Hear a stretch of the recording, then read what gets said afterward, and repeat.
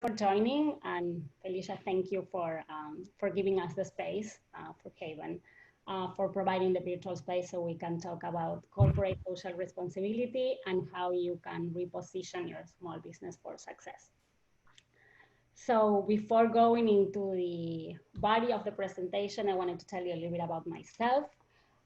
Yes, my name is Silvina Skverer. Most of you know me. I'm a finance professional and a CPA, and I work in the private sector and I have experience in the nonprofit world. So corporate social responsibility is the perfect field in which I can leverage my experience and my passion to empower businesses to go into the world of corporate social responsibility. So my wish is that today you leave this webinar with the idea in your head that you can do business while feeling that you are a good citizen and maximizing your profit. So let's start with the presentation. Okay, so what is corporate social responsibility, or CSR? Corporate social responsibility is the path towards a more conscious way of living and doing business. And it invites companies to understand the impact they all have in aspects of society, including social, economic, and environmental. But more than an invitation for understanding the impact, corporate social responsibility really is a call for action. It's requiring companies to get involved and act appropriately. At the core of CSR is really the idea to find the balance between planet, people, and profit, meaning caring for our planet and its people while maximizing our profit. And it is not legally required by any state or at federal level. It's something that companies enter into that path voluntarily. But it is highly demanded by all stakeholders. Younger generations are growing up being more aware of the consequences of our actions, and they are demanding accountability. And older generations, I consider myself an older generation, like 40 and above, we are living longer and better, and we're also involved in healing the world. So all this change, it's like the change in mindset, really it's the motor of what is driving the CSR trend. Now, we all want to be good citizens, right? But let's talk about why CSR is important from a business perspective. Why CSR today is so relevant. The international global communication firm Edelman does a survey every year in more or less 30 countries. And in the last couple of years, the results show that there's a declining trust in governments. So they're not going to be able to address social and environmental, and not even with the help of a nonprofit, because we know there's not enough funding on the nonprofit world. So right now, really, there's an opportunity for the private sector to get involved and help the government with social and environmental issues in a context where you are allowed to make profit. Now, as I said before, the change in the mindset of the different generations also is driving consumers' purchasing culture to change. Today, consumers want their purchases to mean something more than just the satisfaction of what they are acquiring, right? And in fact, there's research by Nielsen Communication Agency, saying that more than 60%, this was done in 2015, so probably today it's even more, that 60% of consumers were willing to pay more for a product if they knew it was manufactured or processed by a company that is really engaged on socially responsible ways. Now, if you're looking for funds, it is also important to go into this path, because investors are looking at companies that are engaged with CSR as better opportunities to invest, because those are considered sustainable businesses. Then from a human standpoint, it's also important because workers want to be part of a socially responsible organization. And this is particularly true with millennials. Again, research by Nielsen showed that more than 80% of millennials are willing to work at corporations at a lower paycheck if their own set of values are aligned with the values of the companies. And lastly, I can say the word after COVID, but it's not after, it's during, because we're not past it yet. But if there's something that I think we learn about this pandemic is that we're all connected and responsible for each other. And the actions of one small individual is that the actions of one small individual can affect us all. So we're all connected. And consumers today are felt more vulnerable and need really more deeper and meaningful connections. So now, how do we get access to this new, more demanding world, right? And the idea, or I think the solution, is really to reposition your business more consciously. Is to move from the traditional just for profit towards a business model that values social and environmental performance as much as profit. That is the access door to the new world. Again, is finding the perfect balance between the planet, its people, and profit. So if you want to really succeed in this new world, you really need to internalize this concept. Now, how do we access the door of really generating a more conscious business? And there we need to talk about cultivating purpose into your business, right? And I talk about cultivating and not finding because it's something that is a process, it takes time. So the idea is to start thinking beyond your business, really, how you can generate a positive impact in this world. And that is how you're gonna start finding your purpose. Purpose in business or in life, it's the reason for which something is done or something exists. So you need to retrace your steps on when you started your business, what sparked the idea on your business, and think what are you offering to the world and what you really want to offer to the world. It's not just what you're doing, but like what you really want to do with your business. And that is at the core of the process of really cultivating purpose.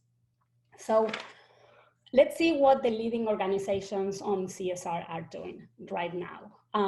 As I said, CSR, corporate social responsibility, is a big trend in big companies. Practically all 500 Fortune companies are engaged in some way on CSR, some better than others. And I put here just a few examples that if you want to go and Google, I really admire their policies. But because of the technicality, I don't want to run out of time, so I'm going to tell you just a little bit about one. Tom's. Tom's is one of the leading companies that started with the concept one for one. And their idea is super basic, simple. It's for one pair of shoes that you buy, they donate one. So you, the consumer, you know how you're contributing to their plans, their CSR plans. It's simple, it's clear, you know that you are paying a little bit more for the cost of the shoes, but you're willing to do it because you're helping someone in need.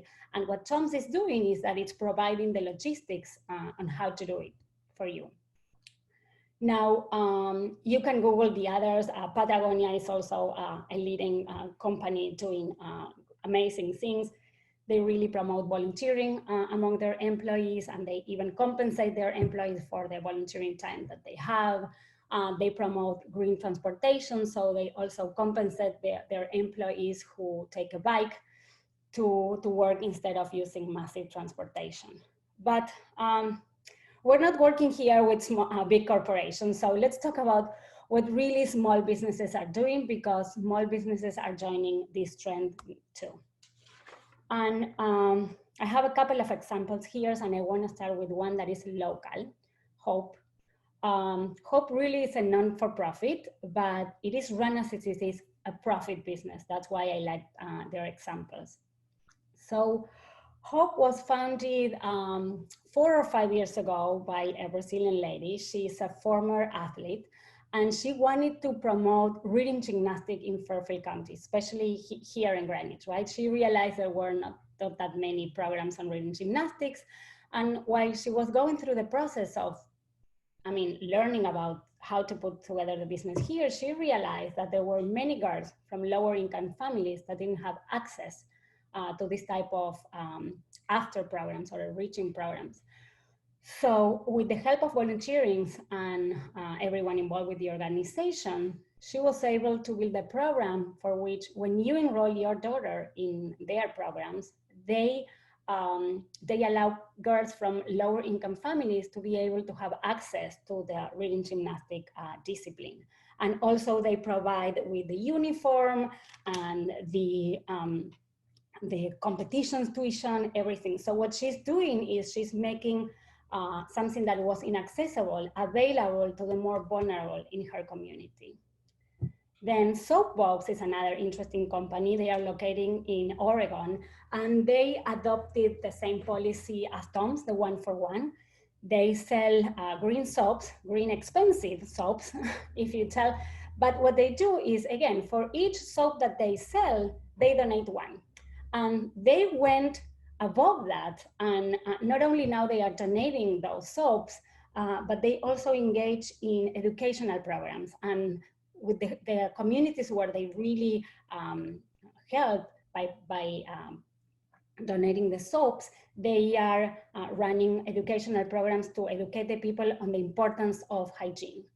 The Elephant Temple, it's another example. It's two designers that went on a trip to Asia. They realized that some elephants were endangered. They decided to start a line, and they designed a line of pants with a print of elephants. And every time, it's an online business, so every time you buy a pair of elephant pants, 10% of the profit that is generated by that sale goes directly into an organization that helps the elephants in danger in Asia.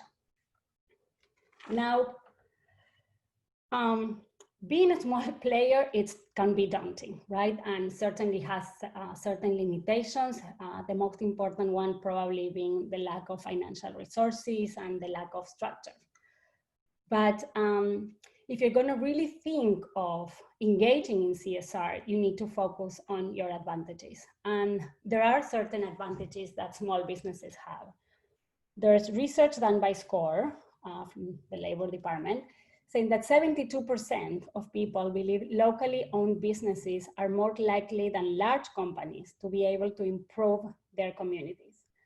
And that is because owners see every day what issues matters to their communities. So it is the proximity with your customers, with all your stakeholders really, that gives you that advantage. So at the beginning, because of your size and probably the lack of resources, you're not gonna be able to affect a broader group of people, but you really have the chance to make a deeper impact to a smaller amount of people. And if you're able to really impact a small group of people, that inspire others and that expand your influence.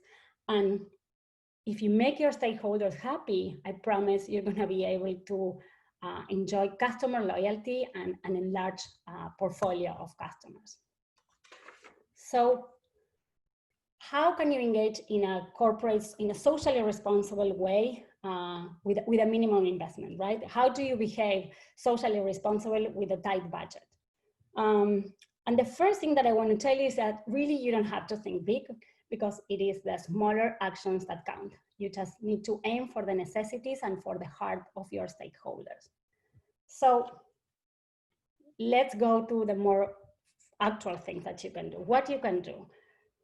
You can engage in strategic volunteering. And notice that I said strategic and not just volunteering, because this is not your personal life we're talking now. We're talking about your business. So the volunteering that you or your employees engage in doing, they really need to be in line with your business. Why? Because you want to be able to have access to networking to people that are in the same line of business or that really share the same values that you share. You can try to make changes that benefit the environment by offering better products or products that are produced with better materials, green materials, or try to use green energy, or trying to recycle and maybe even sell the leftovers that you have, and with that money invest in your company or in charity. You can get involved with your local community, meaning try to hire local people, try to, as Felicia is doing now with the internships, right? That's a perfect example of how to help your community. Giving the opportunity for the teens or the kids of your community to have internships in your community. That is the perfect example. And I have, there's a lawyer, a female lawyer also in Fairfield, that she's offering her services to one client per quarter at a lower rate or even for free. To give access for the more vulnerable in the community to have access to her services. And there are CPAs and accountants offering their help on the tax season, like to different organizations with immigrants, helping them do their taxes. So there's many ways to really get involved with your community. You can also engage in charitable giving, and that is, again, donating some profits or part of your products. And you can enhance your workers' experience. And again, this is just like a few examples, like you can think of like many.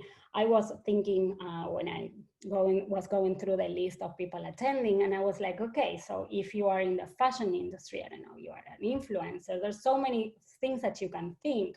Maybe you can promote donation of clothing within your community when you go through your spring closet. So it's just really need to put like a heart to your business to really be able to find what is the best strategy for your own business. So one thing is to run like crazy trying to do different initiatives, and the other thing is that because we're talking about business here, we need to really put together everything in a plan, right? To make it effective and organized and systematic. So I have 7 steps that you need to follow. And if you follow these 7 steps, then it's going to be, it's a way to really organize your CSR plan. The first step is really to have the intention to generate impact. And that's really understanding that going into the path of corporate social responsibility, of involving your small businesses in this new, more conscious world is not a one-time shot, but it's a long-term commitment. It's something that you're going to be doing for a long time. The second step is to choose the cause that speaks to you and to your audience. So you need to ask yourself, what is your thing? What is your business thing? Is it the arts, diversity, environment, equality, health? You pick. This is just a very small sample of the causes that you can choose. The important thing when choosing really your cause is to choose something that is authentic and real and that is aligned with your business, because it will give you the chance to really continuity with your program, and also for your customers to be able to identify your products, your services with your cause. The third step is a technical step. There's 3 channels of impact generation. There's 3 channels in which you can generate impact, right? Where all the initiatives really fall. One is through your practices, which is your relationships with vendors, employees, customers, your community. 2 is through your products or services. Again, the type of product, the type of material, the type of energy that you use. And 3, through philanthropy, right?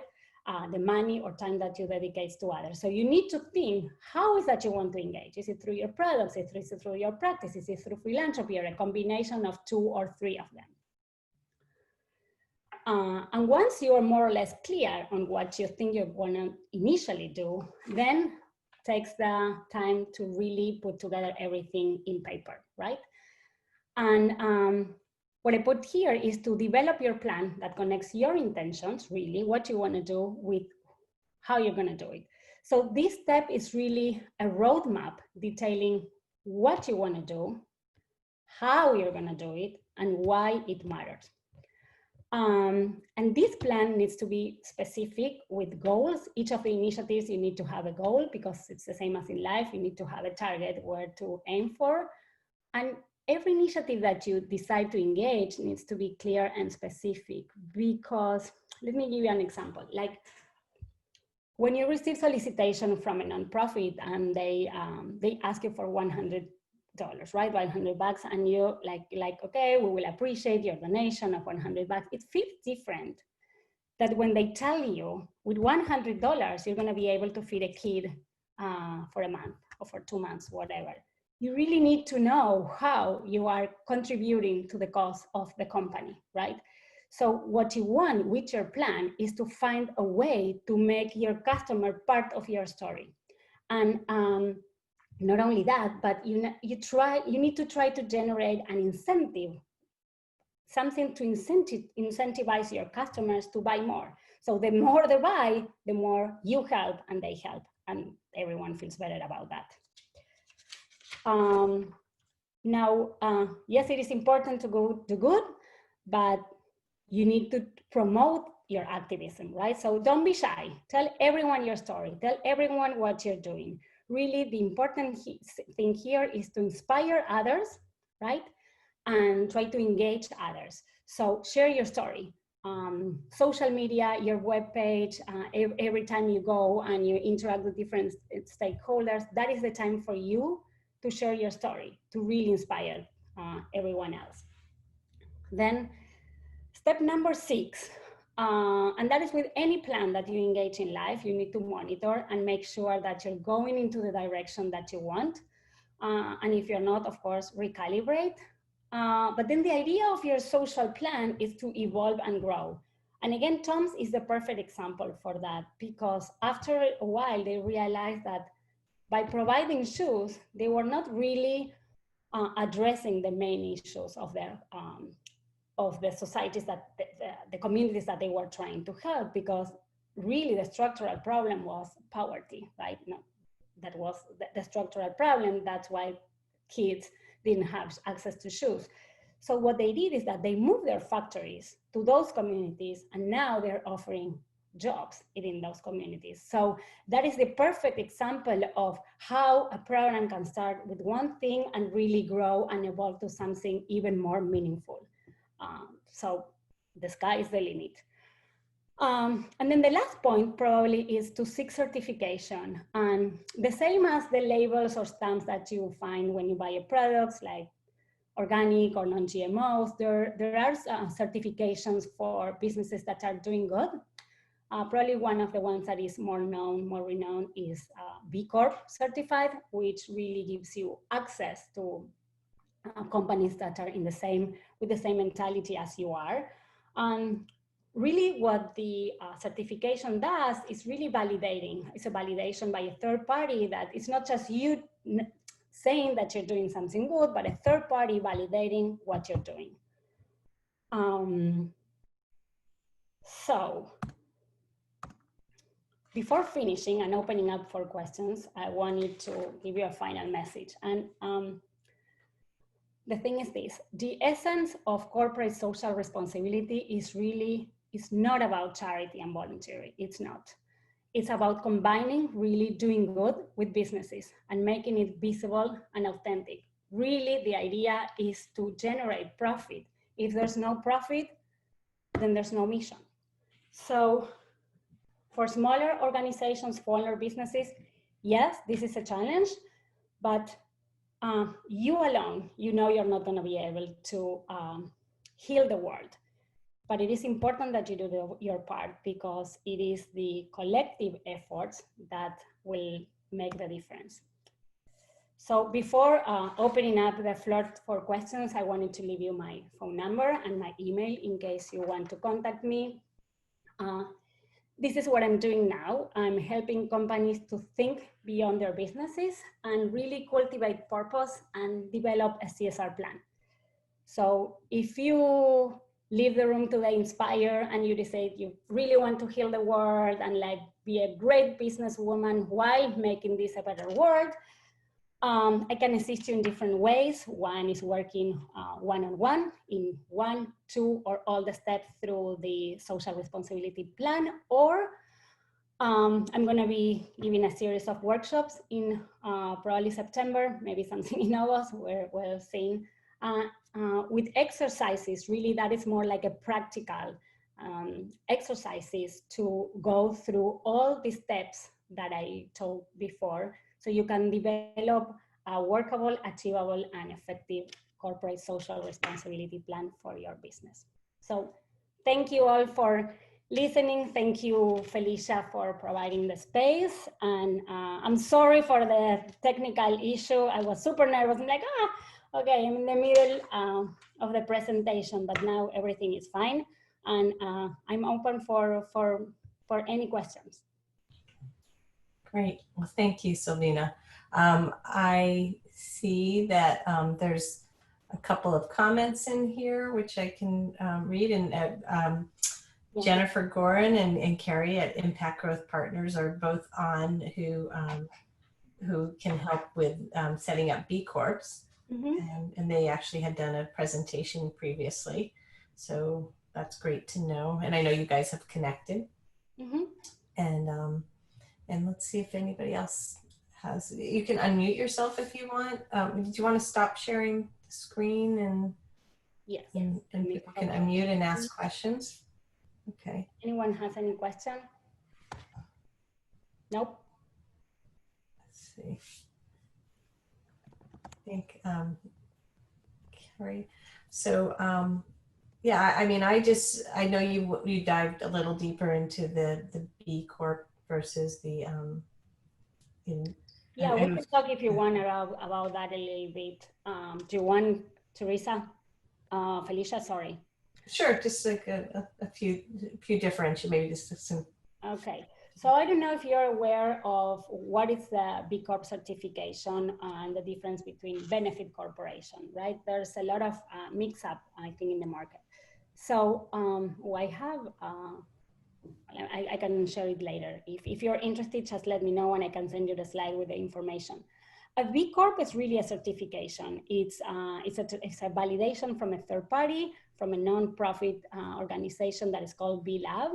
And basically your business, what needs to do is go over 200 questions, a rigorous, really questionnaire, and it takes time to go through that. And there's a cost involved with that certification. It starts at $1,000 up to a revenue of $150,000, and then it's based on the percentages of your revenue. And I think, and this is my opinion, the B Corp certification is for like established businesses, because you need to prove like certain things that you have been doing for a period of time, a year at least. But if you are just starting your business, they have what they call the pending B Corp certification, which costs $500, and it's you tell like what is really what you want to do, and then after a year they're certified. So really, B Corp is a certification of a third party validating that what you're saying that you're doing and what you're doing, it's valid, it's correct, it's true, and then the world knows that you are in that path and you have access to their seminars and conferences, and you belong to a certain group of companies that that are trying to change the world, right? But the benefit corporation, it's totally different. It's not a certification, it's a legal structure. So instead of being an LLC, you elect to be a benefit corporation. And there are different requirements in different states. So in Connecticut, you need to be incorporated. For those who are familiar with what does it mean, is instead of being an LLC, you need to be a corporation. You can be a small corporation. The advantage really of a benefit corporation is that it gives some certain protection to the directors' liabilities, because it incorporates in the objective of the organization that they are pursuing more than profit. They are just pursuing like a public benefit. So the directors are not that liable for some decisions that they take, because some decisions are not towards just maximizing profit, but for generating public benefit. Now, right now, there's no tax incentive and no other special benefit for benefit corporations, but I'm sure in the short term, there's gonna be some tax reliefs or some type of help or advantages for electing the benefit corporation. Now, I see we have some questions, right? So should we do we have some time, Felicia, to answer Yeah, them? so we just want to allow, we can answer one or two more questions. We're over time, but I think, again, we stay on till 1 o'clock. So, okay. So Maria Torkel said, great info and processing it all. Any other example of local clients that you work with who are doing corporate social responsibility? Not really, but I think Felicia is one of the great examples that we have here locally. She organized a walk to support breast cancer, and that is perfect because breast cancer is something that relates to women, right? We all care about. And HAYVN, it's a co-working space that, although accepts everyone, really the community, it's more focused on women, right? So really supporting breast cancer is aligned with women. Then there are some other businesses that are donating part of their leftovers or like samples. But in order for that, again, to be, you need to make it visible and it needs to be part of your plan. So there are many small organizations, like businesses here, that are engaging in doing some activities, I would say, that are really generating some impact. But in order for that to translate into higher profits, they really need to be in a mark of like really a plan, because otherwise it's like going back and forth with things that like, not that don't make sense, because everything makes sense when helping. But here we're talking about business. It's a combination of doing good, but to help improve the bottom line.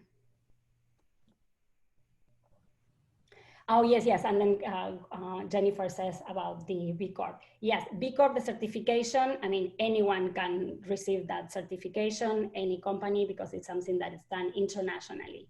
But again, I just wanted to say that Benefit Corporation is a legal structure and BCorp is just a certification, which is great.